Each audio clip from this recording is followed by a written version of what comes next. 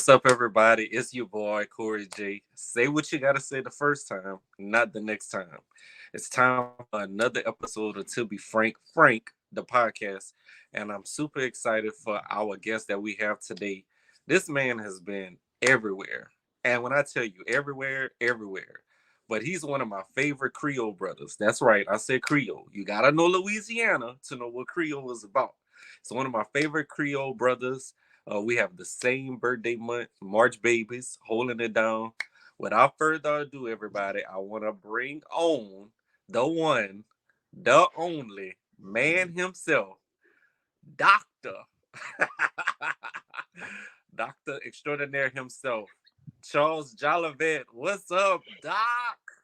Man, you hyping me something crazy. I feel like I'm getting goosebumps. I'm about to go on there and have a professional, you feel me, duke it out session with Mike Tyson. You feel me? I'm digging the intro, man. You know what I mean? I'm really digging that intro. I feel like maybe I need to go get my PhD and become a doctor because the intro was phenomenal. Thank you for having me on the show, Ray.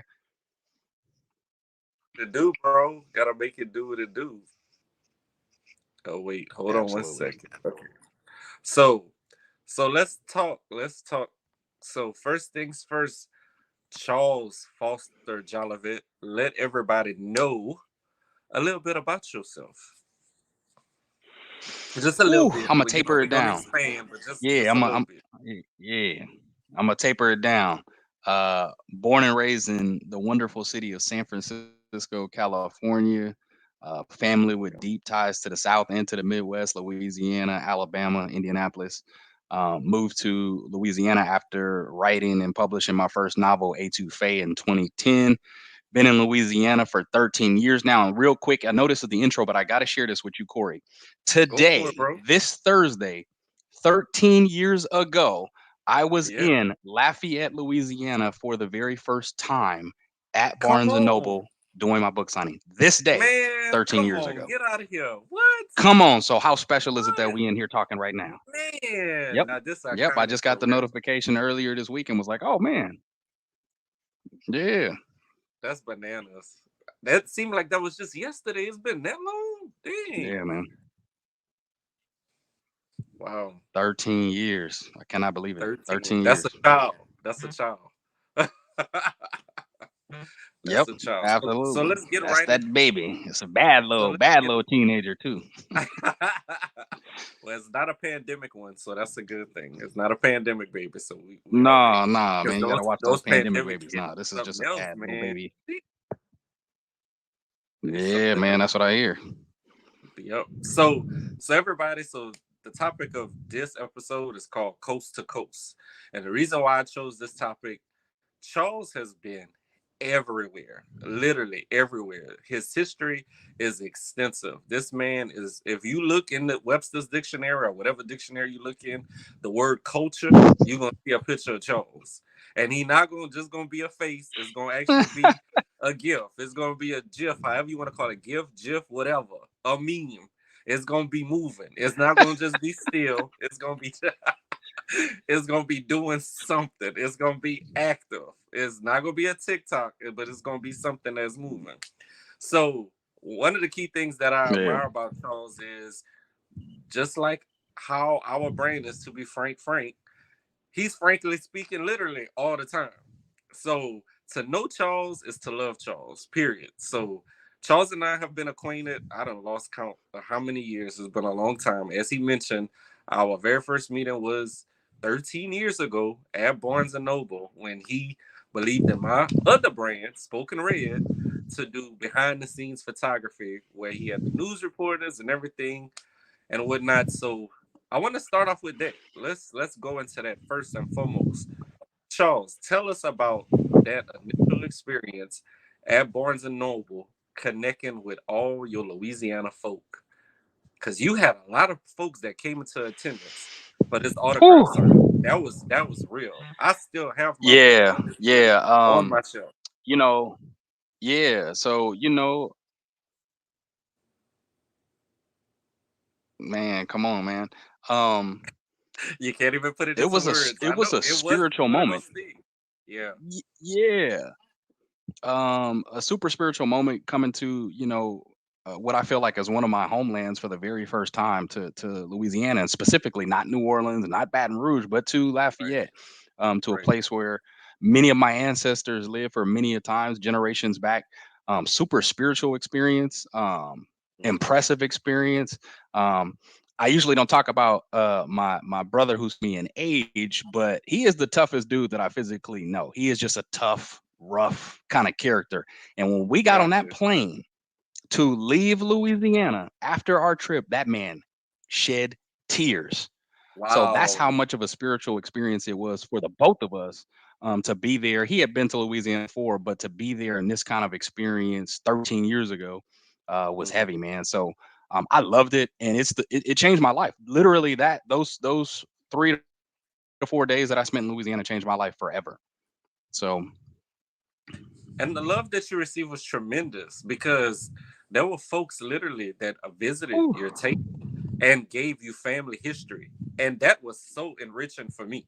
Like, I know I was quiet, I was working behind the scenes, I was doing my work, but it was so captivating. Excuse me, it was so captivating for me to hear them go into detail of how long they've been knowing you, how long they've been following you, how long, all the rich, intricate details that they had about your family's background. What is one thing that you value when yes. it comes to keeping connected with family? What is one thing that you value the most about keeping connected with family? Ooh, I know we that's a deep one, but take your time with it. Take I your would time. say, You don't have to rush it. bruh, there's so many things, and what I really love about Louisiana, specifically in the South, is that you kind of begin to adopt people as family. I consider you a family member, right? So I Definitely. feel like what I value the what I value the most is really the authenticity that family can Right. kind of hold you to, right? They're going to hold you to a standard, and they know you almost as good as you know yourself. So when you start catting off and fooling around or doing too much or not living up to your They get actual on you. They calling, don't to waste your no realness, to time. who you supposed to be, that family gonna be Right. like, hey bro, what's happening with you? You starting to feel like somebody else. That's not you. So that's probably the one thing I could say right now that I fully embrace about the dynamic of family, right? That they will hold you accountable. It's funny that, in the interview that I did with Marcel Fontenot, during Hmm. that time down there in Lafayette, I actually said that. I'm actually going to post that clip later on today, but I said that in the clip. I said the most Hmm. important thing about this book and about this experience being in Louisiana is family. Family will always be there for you. So Definitely. yeah. So Charles, let's go back into your coast to coast experience. We love you here in Louisiana, though I know the folks in California love you maybe a little bit more, but we gonna fight them for it because we love you more. So tell us the key difference Listen, from man. That Cali love and the Louisiana love. Tell us what's the difference between that two. Just want to know. We ain't gonna rough nobody up, but I, we just want to know. yeah. So well, we being frank. So I'm gonna Yeah, kick it be like frank. this. They always say, and I don't want to. I don't want to get too deep, like I'm high and mighty or nothing. But this saying came to me on social media many years ago, and they said that a prophet is never respected at home, That's deep. right? That's deep. So the idea was I was doing music my entire life. I started recording when I Yep. was 14 years old. I dropped the first album at 18, another one at 20, so on and so forth, touring, doing that whole thing, right? And it was Right. cool. Loved it. Favorite love, blah, blah, blah, yada, yada, yada. But it wasn't until I decided to take that script called Etouffee, turn it into a novel, and bring it to Louisiana. It Hmm. wasn't until then that I felt like, wow, there is a family base, not a fan base, but a family base that actually loves and appreciates this artwork for what it is. I'm trying when we're artists, right? So we're trying to give ourselves to people, and hope that they reciprocate that, right? So I wouldn't Right. say that from an artistic standpoint, the folks in California loved me in terms of the artistic side. Family, absolutely fantastic, great human beings. Talk to my siblings pretty much once a week at least, right? So Yeah. the difference, though, I would say though, is that I know in Louisiana though, y'all take family so serious, and it's one of the things I think that we got disconnected on when we migrated from Louisiana to places like California, is that we don't appreciate the family dynamic as much. I think that we missed that in that transition, moving from, my dad, all the other folks who left for the Great Migration, my grandparents, and all the Mm-hmm. folks who left Louisiana and Alabama and different places to go to Chicago and go to California. We kind of lost that dynamic of, I got so many cousins who are like, if I don't talk to my mom every day, there's a problem. If I don't see my daddy every 10 days, something ain't right. And I'm like, I got folks who don't see their people. That's the difference. That's what it is. That's the difference. Yeah, that's what's the difference. Okay, okay. Well, I Yep. can dig that. I, Yep. I'm not gonna be hard on that. I can definitely dig that. So let's I'm here to stay, let's go Corey. back. Listen, man, y'all can't, ain't nobody kicking me out of Louisiana. Look, we got you on lock. So Got you on there's that. lock. So let's go into the book, A2Faith. Appreciate it. So Appreciate it. tell us what was your key motivation in writing A2Faith, and how is it, knowing years later how much of an impact the book itself has had on both young and old. Or let's say old, young and seasoned. We don't use old. Young The and seasoned. young and seasoned, we're Yeah, seasoned individuals. So seasoned, I seasoned. think that the primary motivation, yeah, decent, yeah. The primary motivation for writing A2Faith back then was I really wanted to tell a story about a Creole family. And I felt like, coming again from the West Coast, and the only real Creole family I knew was my own, right? So when we got Yeah, gumbo, it was a special occasion. When we ate etouffee, it was a special occasion. When we had dirty rice, it was a special occasion. And yeah. so I wanted to be like, let's take this special occasion everywhere. So I want folks in California to know what Creole tradition and culture really is about. Not just, oh, Creole means that you got green eyes and you're light skinned. Like, no, no, no, no, that's not what I'm talking about. We're talking about the cultures, the values, the No, traditions that's that come not with it. being That's Creole, not or it. identifying as Creole. Right? So the primary motivation was really to kind of bring the conversation about Louisiana and Louisiana Creoles and family kind of to a more broader audience, at least in my mind, not knowing that Louisiana don't necessarily need no help with telling a story. They telling a story, but I was telling it from my own perspective because I had never been to the homeland of Louisiana. Right. So it was my interpretation of the stories that my father had been telling me for, at the time I was I think 27 or 28 when I wrote the book originally. All these stories kind of in my head, and just the idea and the vibes. That's what was the primary motivation for A2Fae, and just super excited that people are still talking about it. We talking about it right now.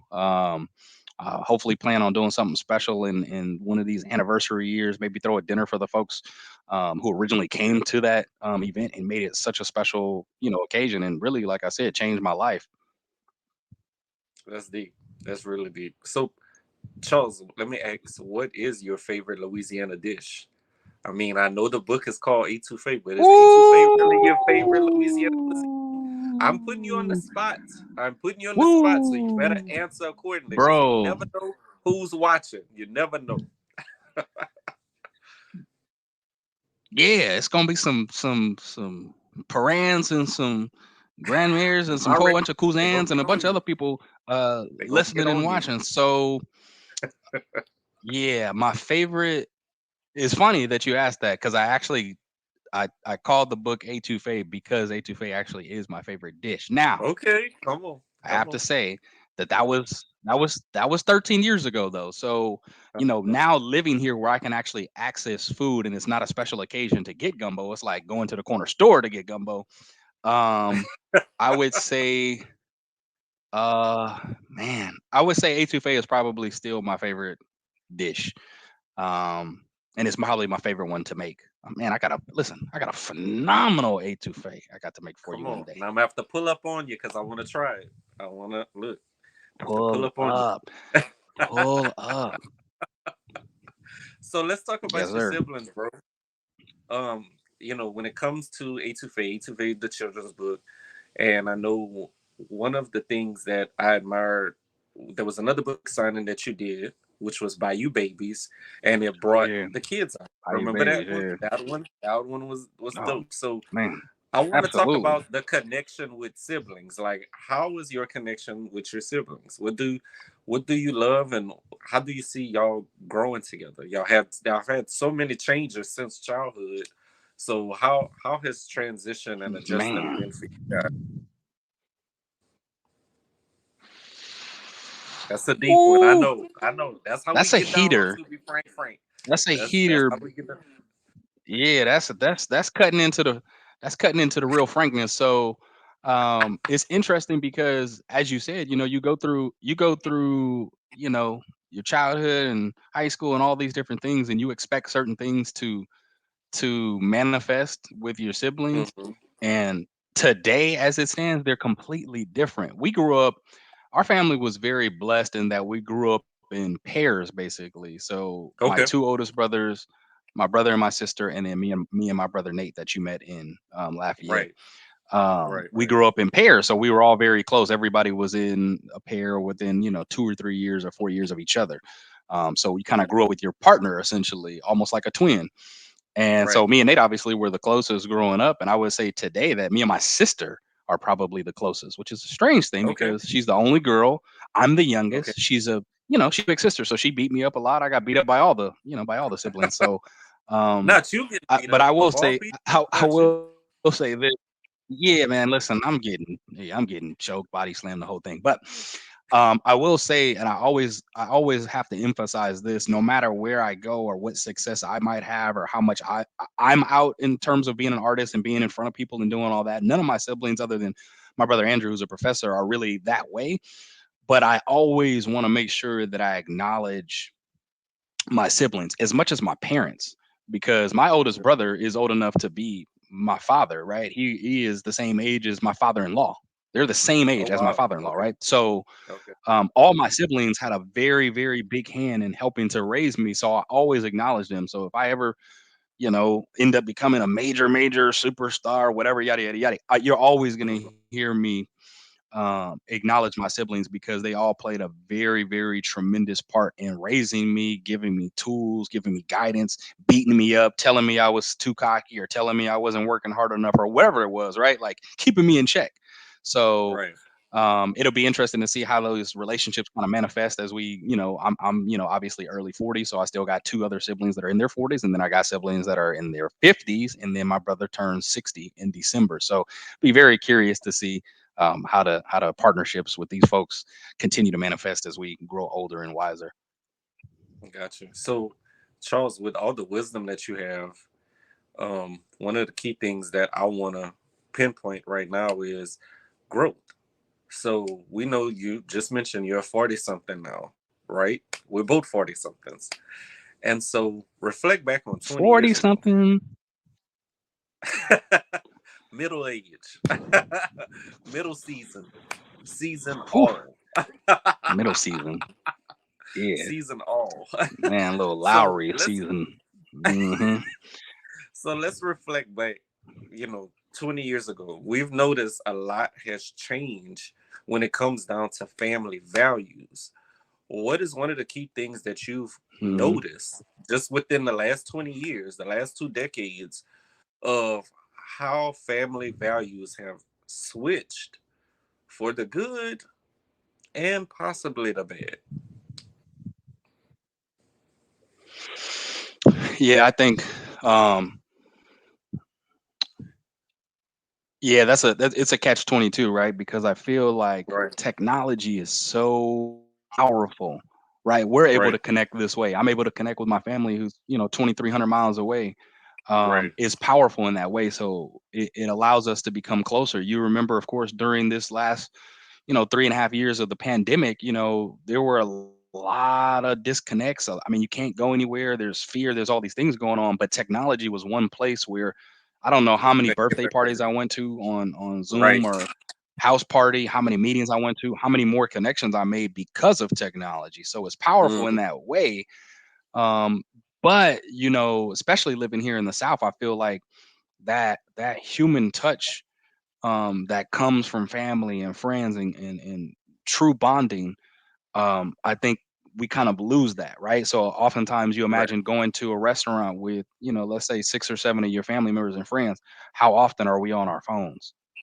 You know, how often all are the we time. just like, hey, how about we leave our phones in the car and forget about what the food looks like for now? And I'm not saying this about, I'm 100% guilty of this, right? This is what I do. Right. Now, I'm also a foodie like you are, so we love to document that. Yeah, But love to eat. the idea that, yeah, we, gotta love food, but like what kind of connections are we actually making with people? So I don't want to, I just want to say it's a catch 22. I think that technology being probably um, the strongest piece in terms of how we're moving.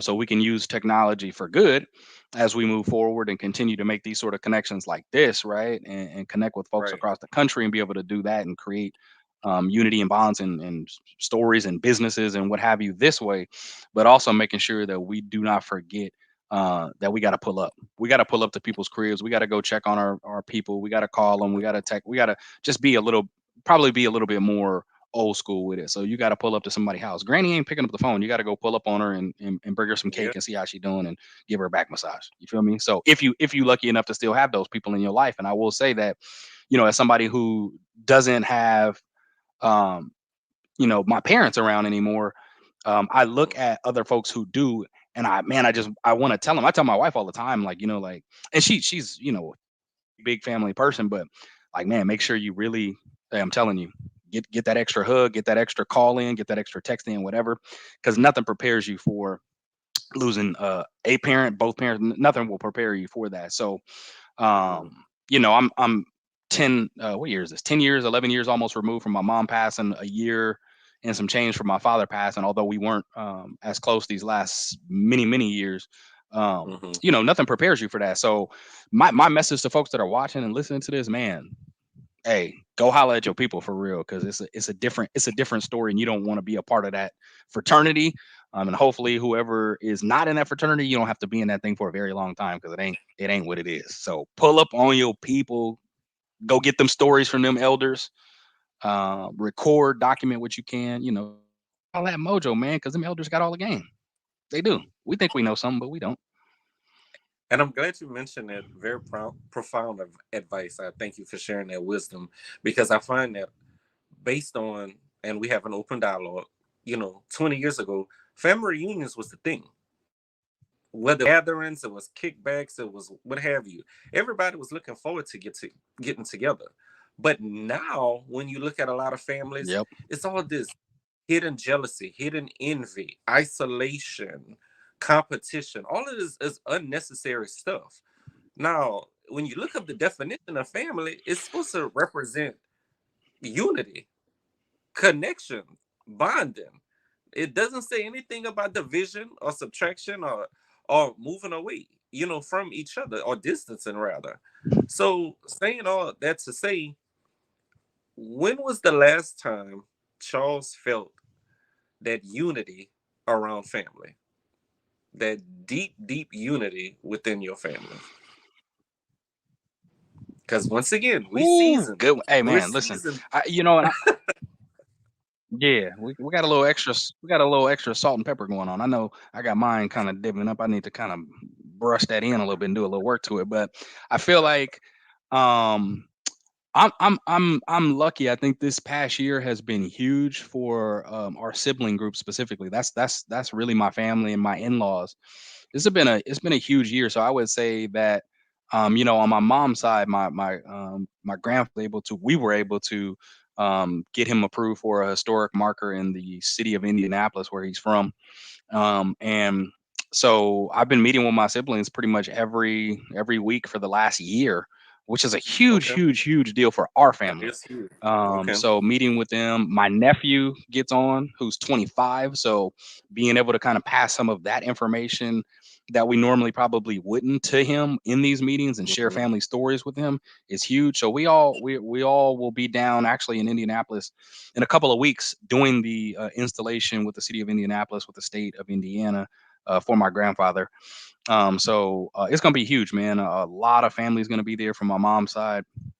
A lot of folks from the city of Indianapolis, a lot of folks from the representatives of the state, news folks are going to be out there. So, man, I'm super excited about that because it's one of those things where it's not about me. Right. And I enjoy that too, right? So like, of course, as artists, like I'm an artist, I'm sensitive about my stuff and it's my stuff and whatever. But this is awesome because it's about um, somebody who was an icon in the community who happens to be my grandfather. So gonna be a super emotional weekend, but a great one to connect with family. So I'm super excited. I get to connect with some family in Indiana that I haven't met before. I've only met a couple of times. Some of my young nieces and Hmm. nephew will get to meet some family members they never even heard of. And hopefully it's a day that they will remember in 50 years when they're talking to their kids and grandkids in 60, 70 years from now.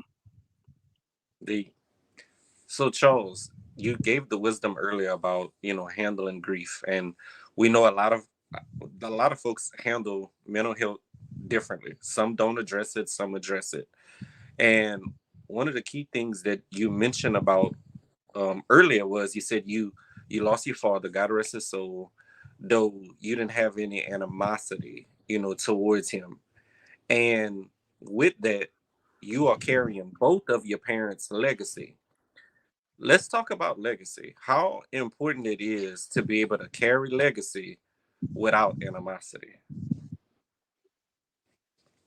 Oh my goodness. Come on, man. We need to put that on a banner in front of the crib or something because how do you carry legacy without animosity? How do you bring forth? How do you move the needle without complaining or bickering or making light of the struggles that people in the generations past had? Just that itself, recognizing um, the capabilities that we have. Right. My father was born on a farm in Eunice, Louisiana, and worked on a Hmm. farm in Acadiana. Worked on a farm as a child in his lifetime. Got you. My I have great grandparents who fought in the Civil War, right? Folks who were enslaved in Kentucky, like you know what I mean. So thinking about these are folks who lived just a little bit before us. Right. So I feel like for me specifically, um, it's my duty, right? And I think Corey, for you as well, and for other artists, it's all of our duties, whether we take on that duty or not. It is our duty to deliver art to make sure that it's heartfelt. And as we're doing that, knowing that we're carrying our last names with us, our legacies with us, all of our people, all of the DNA, the lineage, all the stories, the history, the folks Right. who could not tell their stories, we now give them a voice. So they now have an option, right? So part of that A2Faye book was making sure that Rosie Na and Tilan and Joelle, my aunt who actually passed away, putting these names in the story so that they could be given a voice so that they can reemerge so that they can live once again, right? So a way to honor the ancestors. So I mean, I think to answer the question in terms of carrying that, I sent a message to my father. I hadn't spoken to him in 8 9 years, and I sent, this is how eerie the world sometimes can be, and what have you.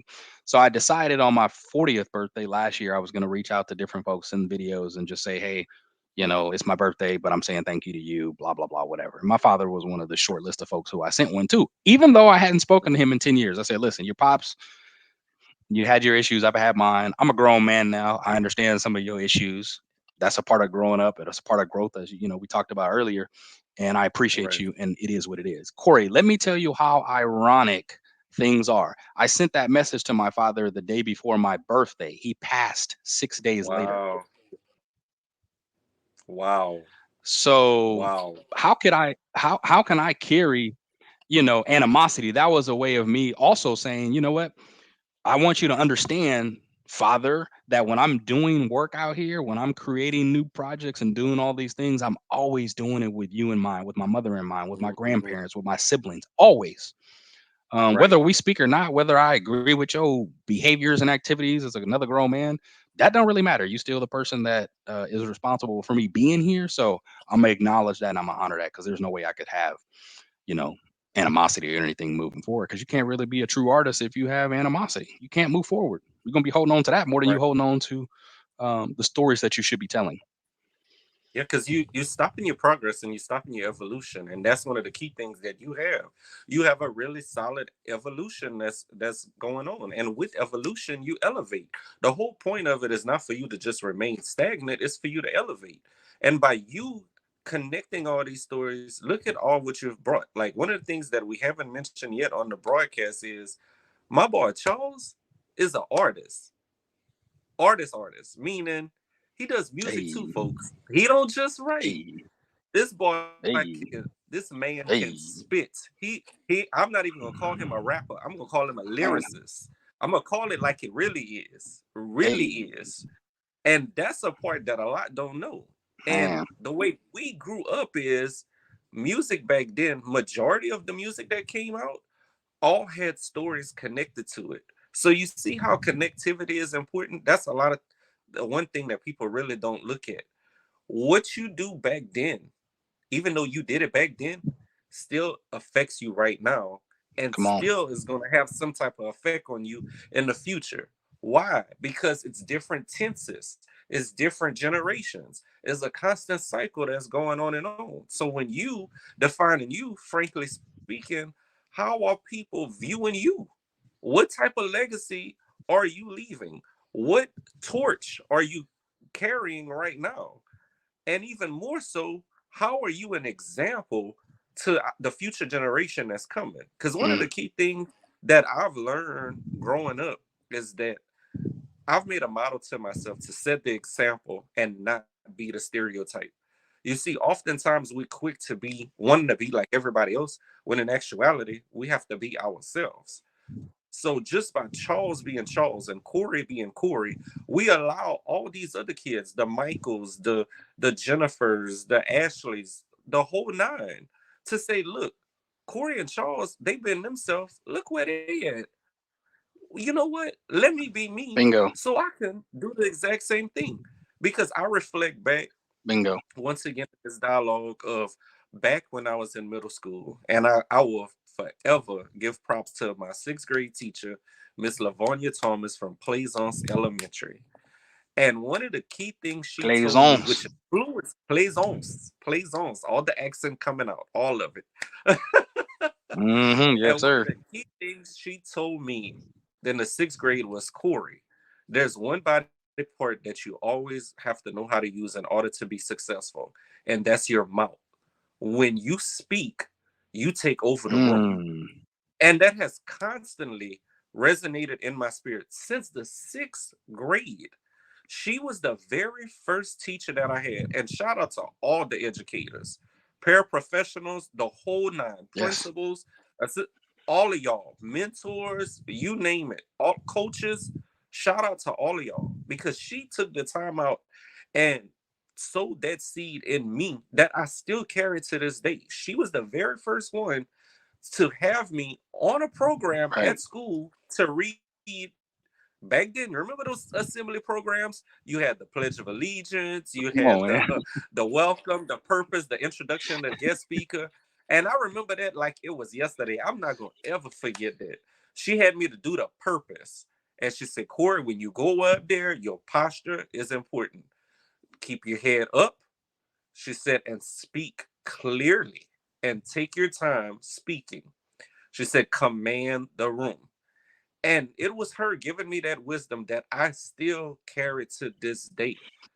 And we bring all of this together, it's important that we set the example, not the stereotype. There's so much going on in TV right now. There's so much going on in social media. This is fun fact, free game. Fun fact. When I was in middle school, I was heavily, bullied heavily. I was called the nerd. I was called the light bright, the whole nine. I was called poor, you name it. With all of Mm, those stones that was being thrown at me, I was still succeeding. How? Because I knew who I was and I had people invested in me to let me know who I am. It was teachers like her, that played a big factor in where I am today. It's like you'd be surprised what advice you give people, what wisdom, what encouragement, what empowerment you give people that constantly resonates in their spirit, regardless of what age they are. So, saying all to say, Charles, give us somebody that has placed a major impact and influence on your life for you being Charles today. um, three. Three people. I would say number one, my mom. Um, just because the effort that she put into life. A shorter life than she probably wanted to live and that we wanted her to live, of course. But the maximum effort that she put into to herself, to other people, to her kids, to the community. And then I had two pretty amazing teachers that always kind of stick out to me. One was in middle school, Joanne Bartolotti, Mm-hmm. who was just one of those fearless kind of people who was, working in a neighborhood and in an environment that was kind of, not the greatest per se, but was fearless in terms of how she wanted to educate her kids. And then the other one was David Pardini, who was my journalism teacher and English teacher in high school. And this dude just had swag. Like he played Come on. different kind of music every day. He went around and actually shook hands with his students every morning or every afternoon. So those three people, just from a an output, right? Their output was powerful. Now, I will say the story that you gave earlier about the teacher telling you, to walk upright and speak and let your voice be heard and you command the room is so compelling and interesting because that's literally, of course, what you do now and what you've done, it seems like, for all of these years, and definitely the All years that these I've known you, years. hosting events, owning companies, owning businesses, helping other people get starts, and really being a facilitator and an educator of people, right? That's really what I see you as, is more than just an entrepreneur and an artist, but somebody who facilitates things and makes things happen, right? Right. So that's a genuine deep power that you have, and it's so interesting. I had a very similar story um, in the first grade with a teacher who I didn't mention. I can't remember her. I'm sorry, it wasn't in the first grade, it was the second grade. But anyway, long story Okay. short, whatever the teacher was, they said, write a story, blah, blah, blah. Everybody do your homework, blah, blah, blah. Write a story. And for whatever reason, my little 8-year-old mind, I was like, I'm gonna write a story. I'm gonna write a story. Watch. And it was like 3 pages. Now, Yeah. mind you, I'm like, whatever, 8 years old. Kids ain't writing but a couple of lines here and there, whatever. I went home, I'm writing the story, I'm asking my siblings, hey, how do you say old folks home, and like how do you say that in a better word? Oh, it's convalescent home. Okay. And then the lady went to the convalescent home, and then this happened, and this happened, and then this and that. And by the time I looked up, I had 3 pages done. Now think about our stories, right? At these young ages, somebody putting some Yes. information into, or putting a theory into you, or putting some empowerment into you and saying, hey, do this. And then we take it and turn it into what we've turned it into.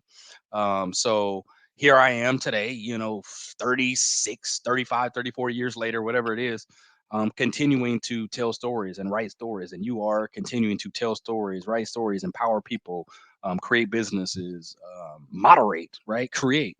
Right. And be a beacon, a trailblazer in the community, right? Right. So I think that's a great lesson for folks who are watching and listening to this to take forward. Like, man, really watch what you do, because everything you do is you're doing it for you, but you're also doing it for people. You have no idea who's watching you, who's listening. You don't ever know. And that's why it's like, and first off, thank you for the accolades. I appreciate that. It's like one of the key things that I Oh, want people absolutely. that folks that's on social media to understand that. And let's just go to the younger generation. Let's just point right on them. Back then, we didn't have social media. We didn't have camera phones. When we were in school, Mm-mm. computers were literally just coming out. Like literally. When we graduated, Barely. Yep. cell phones were just coming out. Literally. You know what I'm saying? So Barely. we Yep. didn't go to school with a cell phone. We were learning computers like, okay, how does this thing work? What do I do with this? I still remember my typewriter that I had. I loved my typewriter. I didn't want to get rid of my Come on. typewriter. I Me too, loved bro. my typewriter. Me So too. whenever we made that switch, it was just like, because I worked for Blockbuster Video, and I remember when we switched from VHS to DVDs, and I was like, "What this thing do? How does how does thing work? What is You know this what I'm old saying? special What is contraption? this? Like, huh? Where does it go? What you mean it's gonna play a who? You know what I'm Uh, saying? So it's like with all these advancements, in yeah. technology, I just want, and this speaking to the younger generation now, though also everybody that's on social media, period. You have to stop and think about back then, we didn't have all of these advances in technology to keep track of everything that was going on in order to influence the new generation that's active now. So, one of the key things that I want to say with that, frankly speaking, stop discrediting these kids so quickly. These kids need Mm-hmm. nurturing, period. They need nurturing. When was the last Yep. time you stopped and talked with a random kid rather than say, "Oh, she bad. Oh, he bad. Oh, he too active. Oh, this one is on ADHD. This one is this. This he needs medicine. He needs, when was the last time you stopped and just sat down and talked to a child just to talk to them and speak knowledge into them, throw some nuggets on them. You know what I'm saying? Mm-hmm. Let them know. It's one of the Yep. most simple lines that you can tell a child. I am proud of you. Not even knowing what they do, Oof. just telling a child, I am. Just think about how it resonates in your spirit as an adult. So just imagine when you're telling a child, just like you just mentioned about your second grade teacher, it made me recognize remember about my second grade teacher, who I still keep in contact to this day. Miss Georgia Edwards, I know you Come watching and I on. love you with everything in me. She was the one in second grade. We had, you remember that when I grew up day, it was career day. You had to dress up on what you wanted Ooh. to be when you grew up. I dressed up as a baker. And some of my classmates are like, what made you choose that? Because everybody chose all the other stuff, doctors, teachers, football Doctor, players, all lawyer. of that. And I was like, baker, like that. And so I remember my teacher, Miss Edwards, saying, Corey, you don't have to explain nothing to them. I want you to understand you can be whatever you want to be when you grow up. Whatever, no matter how many times you want to change it, be what you want to be. And it was at that day, as the years That's right. progressed, and now that I look at all of that, every time I wanted to switch something, I would hear her voice back again saying, Corey, you can be whatever you want to be. And not just be it, y'all, be the best that you can be. You know what I'm saying?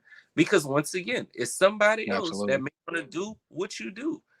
And really, before we wrap up this episode, Charles, I really want us to pinpoint how important it is for folks to support arts and entertainment. I feel that field is one of the most overlooked fields. Folks, y'all just don't know all the gifted and talented people that are in arts and entertainment. Support the arts, support entertainment. Let me say it again, support the arts, support entertainment. One more time, support arts and entertainment. Yeah, I know we get so caught up with supporting athletics. By all means, that doesn't bother me. But when you hear arts and entertainment people, guess what? It's not just music, it's a whole lot more. There are so many artists in Mm-hmm. your family that you have no idea how talented and gifted they are. And they just need to hear from you for you to do just like my second grade teacher did, like Charles' second grade teacher did. Ignite that flame for them to bring out that gifts and talents that they have. So, Charles Foster Jolivette, tell the folks how important it is in 2023 to support arts and entertainment. I think that supporting arts and entertainment in 2023, moving for the next 100 years, is paramount.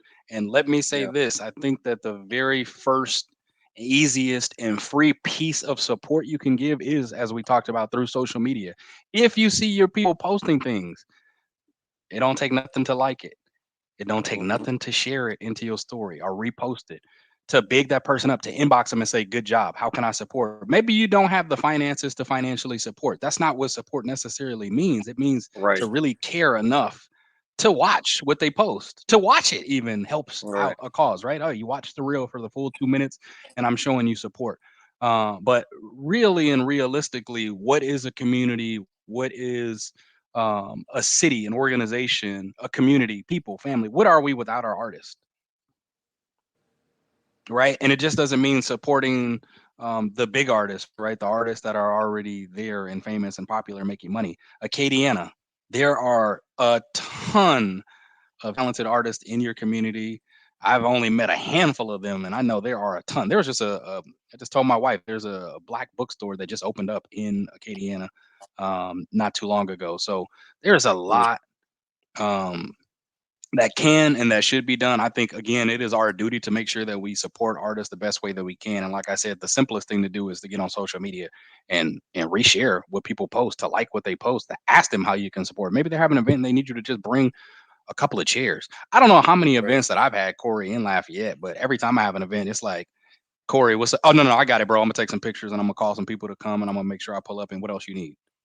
You Right. held a microphone for me the last time I was in Lafayette performing so that I can read a book to some kids. When I'm talking about support, that support comes in all avenues, ways, possibilities. So, Yeah.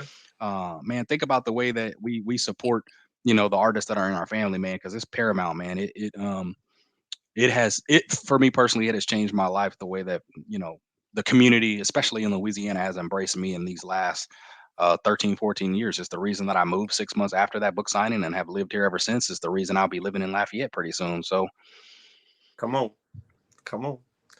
And it's all about being authentic. Don't just support. Be authentic in your support. So don't do it as a hmm burden, or you're stressing to do it. hmm Or let me do it just because I don't want to hear Corey Mount. I don't want to hear Charles Mount. No, do it because you really want to do it authentically. Do it in the way that you would do it, hmm not in the way somebody else would do it. Do it in the way you would do it. So Charles, on behalf of the To Be Frank fam, I definitely want to thank you for hanging out with us today. First things first, I want you to tell folks how can they keep in touch with you, because I know they want to stay in touch with Mr. Charles Foster Jolivette, Mr. A2 Faye, they want to keep in touch hey, with you. So, how they keep in touch with your boy? How can they listen to some of that music? You know what I'm saying? Like, what's up? listen, you mentioned that music, man. Listen, I done been retired from music for a long time now. I done hung that microphone up. But now somebody want me to ghostwrite a song for them, I could pull up Look, and give them a few lyrics. You feel me? come on, But producer. Come on. Come but on, multiple streams of come on, income. man. I'm Come hey, on, we gonna keep that soon music legacy soon as I alive, get into bro. Lafayette, I'm going. Yeah, come on, Keep man. that No music lie. So legacy alive, bro. um I got a lot of little different stuff cooking up very slowly but surely. It's been a while since I released the book, so I'm kind of getting back on that horse here pretty soon. But people can get on. I'm just doing the Instagram mostly. The California Creole, representing both coast to Come on, coast, both coast to ends of the coast, spectrum, from the holding it west to the down. south or the south to the west, holding it Come down. on, Appreciate come you on. having me on here, man. This has been wonderful. Awesome, bro. Awesome. Well, everybody, this is a wrap for this episode, Coast to Coast, with your boy Charles Foster Jolivette, the man with the master plan. We love you, Charles. We definitely gonna keep in contact with you. So, frankly speaking, y'all, it had to be said. It's your boy Corey J. We out. Peace.